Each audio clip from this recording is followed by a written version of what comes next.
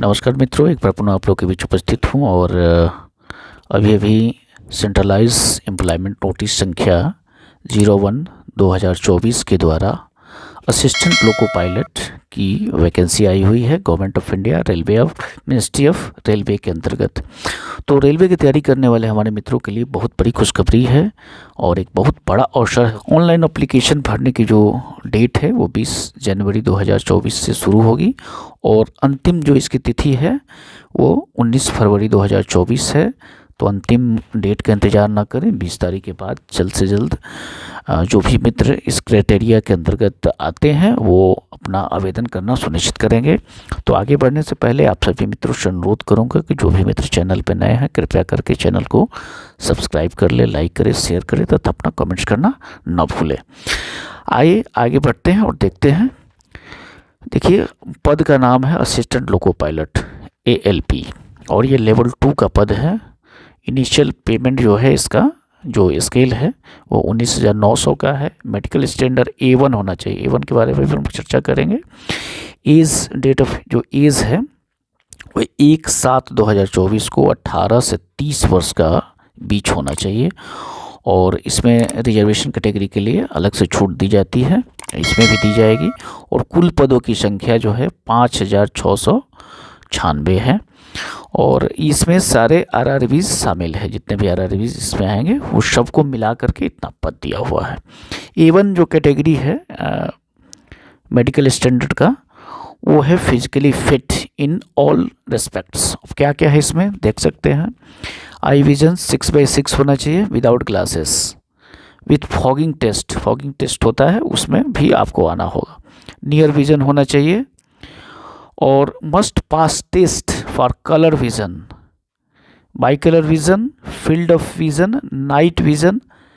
ये सारी चीज़ में आपको टेस्ट जो होंगे उसमें आपको पूरी तरह से सफल होना है। आगे बढ़ते हैं। एसेंशियल जो क्वालिफ़िकेशन है वो matriculation SSC plus ITI from recognised institution of NCVT या SCVT। इन ट्रेड में फीटर हो या इलेक्ट्रीशियन हो, इंस्ट्रूमेंट हो, मैकेनिक हो, ये सारे ट्रेड में से किसी में से आपको ITI की डिग्री होना अनिवार्य है मैट्रिकुलेशन के साथ साथ।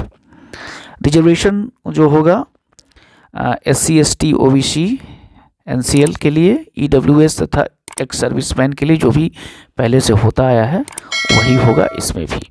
मोड ऑफ एग्जामिनेशन जो होगा CBT मोड में होगा अर्थात कंप्यूटर बेस्ड टेस्ट होगा। एग्जामिनेशन फ़ी जो रखा गया है सारे कैंडिडेट के लिए 500 है। किसको किसको छोड़ करके SC ST ex serviceman, female, transgender और minority and economic backward class EBC जो कैंडिडेट होंगे इनके लिए 250 है, बाकी सारे लोगों के लिए 500 रुपया है। रिक्रूटमेंट प्रोसेस क्या है?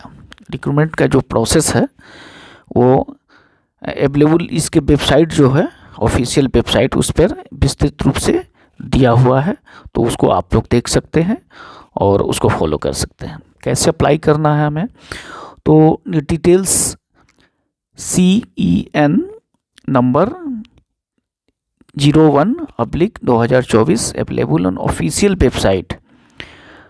डिटेल्ड इसमें दिया हुआ है, आप उस पर जा करके उसको देख सकते हैं। RRBs जो हैं आपका अहमदाबाद www.rrbahmedabad.gov.in है, अजमेर का है, बेंगलुरु, भोपाल, भुवनेश्वर, बिलासपुर, चंडीगढ़, चेन्नई, गुवाहाटी, जम्मू, श्रीनगर, कोलकाता, मालदा, मुंबई, मुजफ्फरपुर, पटना, प्रयागराज, रांची, सिकंदराबाद, सिलीगुड़ी, तिरुवनंतपुरम, गोरखपुर, ये सारे RRBs हैं और इन सब को मिलाकर के कुल पदों की जो संख्या हमारा दिया हुआ है अभी हम लोगों ने ऊपर देखा वो है 5,696 पद है।